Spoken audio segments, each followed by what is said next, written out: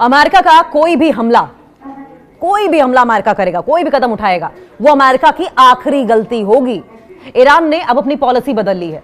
अब ईरान ऐसा नहीं है कि हमला होगा और उसका जवाब देगा, अब ईरान फर्स्ट अटैक भी कर सकता है, फर्स्ट अटैक भी तेहरान कर सकता है। ईरान अमेरिका रिश्ते एक बार फिर से नाजुक संतुलन के दौर से गुजर रहे हैं और अब ईरान बहुत वोकल हो गया है, बहुत खुलकर बोल रहा है। कह रहा है कि ऐसा नहीं कि हम इंतजार करेंगे कि आप हमारे ऊपर अटैक करें, हमारे घर में घुसने का हम इंतजार करेंगे।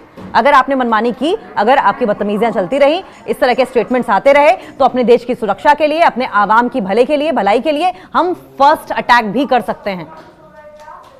इस बीच ईरान की सर्वोच्च राष्ट्रीय सुरक्षा परिषद की अगर बात करें तो अमेरिका और इजराइल ईरान को तोड़ने और देश की नींव को नुकसान पहुंचाने के मकसद से एक सोची समझी रणनीति अपना रहे हैं। ईरान ने हालात को देखते हुए अपनी स्ट्रेटेजिक पेशेंस की नीति को छोड़ने का फैसला किया है। ईरान और अमेरिका एक नए टकराव के लिए तैयार है, क्योंकि अमेरिका बाज नहीं आ रहा है, अब ईरान का पेशेंस खत्म हो चुका है। अमेरिकी राष्ट्रपति डोनाल्ड ट्रंप ने ईरान में चल रहे प्रदर्शनों का जिक्र करते हुए कहा था कि अगर तेहरान शांतिपूर्वक प्रदर्शन कर रहे लोगों को मारना बंद नहीं करता है तो यूएस उनकी मदद के लिए आएगा। ट्रंप ने कहा कि ईरान को जवाब देने के लिए अमेरिका लॉक्ड और लोडेड है, लॉक्ड है, लोडेड है, डिटरमाइंड है। भाई क्यों? तुम्हें क्या पड़ी है? ईरान में क्या नेता नहीं है? क्या लोग नहीं है? क्या प्रशासन नहीं है? क्या वहां की अपनी सरकार नहीं है? ट्रंप को यह बयान देने की क्या जरूरत थी? ट्रंप क्या ये चाहते हैं कि प्रदर्शनकारी हिंसक हो जाएं? आग में घी डालना उन्होंने बंद नहीं किया है, वो चाहते हैं कि ये आग और भड़के और इस प्रदर्शन की आग में, इस हिंसा की आग में ईरान जलकर राख हो जाए। अमेरिका चाहता ही यही है। अमेरिकी धमकियों को देखते हुए ईरान ने भी अपनी तैयारी शुरू कर दी है। ईरान की सर्वोच्च राष्ट्रीय सुरक्षा परिषद ने एक स्टेटमेंट जारी करके कहा कि अगर अमेरिका या फिर इजराइल यहां चल रहे प्रोटेस्ट का फायदा उठाकर ईरान की सिक्योरिटी को नुकसान पहुंचाता है, ईरान की सुरक्षा को खतरा पहुंचाते हैं, तो ईरान पहले ही प्रीएम्प्टिव स्ट्राइक कर सकता है। प्रीएम्प्टिव स्ट्राइक का मतलब क्या हुआ? पूर्व निवारक हमले, यानी कि अगर कोई हमला करने वाला है, उस हमले से बचने के लिए आप पहले ही हमला कर दो, आप अपने डिफेंस में पहले ही अटैक कर दो। इसे कहते हैं प्रीएम्प्टिव स्ट्राइक। तो प्रीएम्प्टिव स्ट्राइक के लिए इजराइल पहले ही तैयार है। सबसे खास बात यह है कि ईरान ने कहा है कि वो हमला होने का इंतजार नहीं करेगा। अब की बार ऐसा नहीं होगा कि हमला होने का इंतजार किया जाएगा, बल्कि पहले ही कार्रवाई कर सकता है ईरान।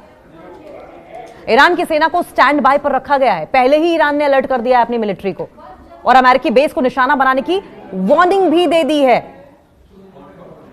तेहरान टाइम्स की 6 जनवरी 2026 की एक रिपोर्ट आई थी सामने, और आप जानते हैं इस रिपोर्ट में क्या कहा गया है? इस रिपोर्ट में कहा गया है कि ईरान अब स्ट्रेटेजिक पेशेंस, धैर्यपूर्ण नीति से हट रहा है। अगर अमेरिका या इजराइल कोई नया आक्रमण करते हैं तो ईरान इसे उनकी आखिरी गलती बनाने के लिए सबसे प्रभावी और निर्णायक उपायों का उपयोग करेगा। अगर अमेरिका ने कोई गलत कदम उठाया, यह अमेरिका के इतिहास की आखिरी गलती होगी, डोनाल्ड ट्रंप की आखिरी गलती होगी, यह इंश्योर करेगा ईरान। पहले की तरह ऐसा नहीं कि अब लिमिटेड जवाब दिया जाएगा, सीमित जवाब नहीं दिया जाएगा। इस रिपोर्ट में यह बहुत ही चौंकाने वाली बात है और यह बात अमेरिका को बहुत ही सीरियसली लेनी चाहिए, क्योंकि इतना वोकल होकर कभी ईरान बोला नहीं है। रिपोर्ट में उल्लेख है कि ईरान ने तय किया है कि कोई भी नया अवैध आक्रमण, गलत तरीके से किया गया हमला अंतिम होना चाहिए और इसके लिए सबसे मजबूत विकल्प ईरान ने तैयार कर लिए हैं। ईरान की इस पॉलिसी को पिछले साल हुए 12 दिन की लड़ाई के बाद एक बहुत अहम बदलाव माना जा रहा है, क्योंकि इतना कड़ा रुख कभी ईरान ने अख्तियार नहीं किया था। ईरान ने हमेशा डिफेंसिव खेला है।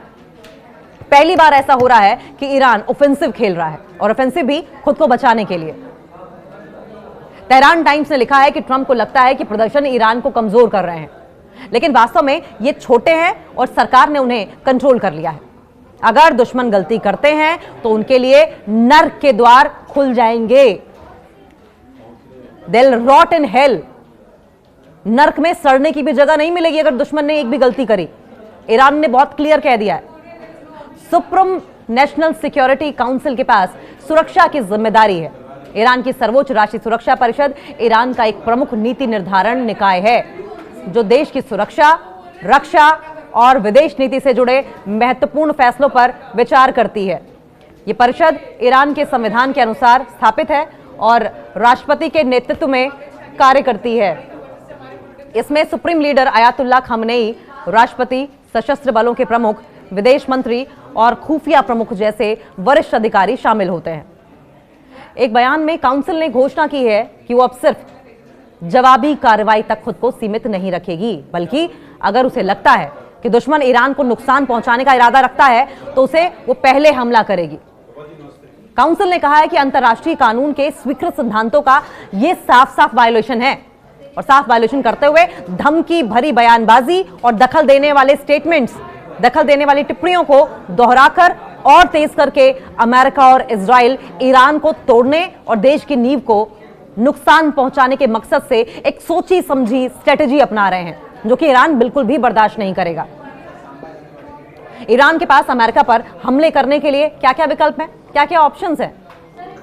ईरान के पास बैलिस्टिक मिसाइलें हैं, ड्रोन्स हैं जो मिडिल ईस्ट में अमेरिकी सैन्य ठिकानों को निशाना बना सकती हैं। 2025 में अमेरिकी स्ट्राइक्स के जवाब में ईरान ने इन मिसाइलों का लिमिटेड यूज किया था, लेकिन अब की बार यह लिमिटेड यूज नहीं रहेगा।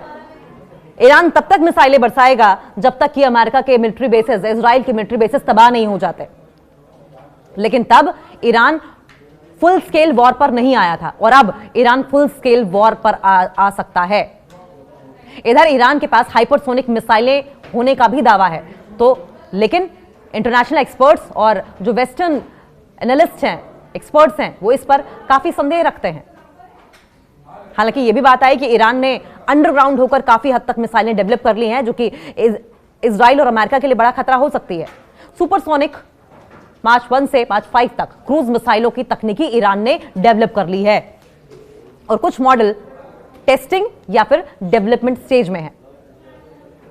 ईरान का दावा है कि फतेह 1 मिसाइल मैक 13 से 15 तक की स्पीड पहुंचती है और इसकी रेंज 1400 किलोमीटर तक की है। ये मिसाइलें, अगर हम एटमॉस्फेयर की बात करें, आप वायुमंडल की बात कर सकते हैं, वायुमंडल के अंदर बाहर मैन्यूवर कर सकती हैं, यानी कि ये एटमॉस्फेयर के अंदर भी रह सकती हैं जो पृथ्वी के ऊपर का है, और ये बाहर भी मैन्यूवर कर सकती हैं, यानी कि ये जो ऊपरी सतह है धरती की, वायुमंडल की, इसके बाहर भी ये काम करती हैं और अंदर भी करती हैं, जिससे कि मिसाइल डिफेंस सिस्टम को चकमा दिया जा सकता है।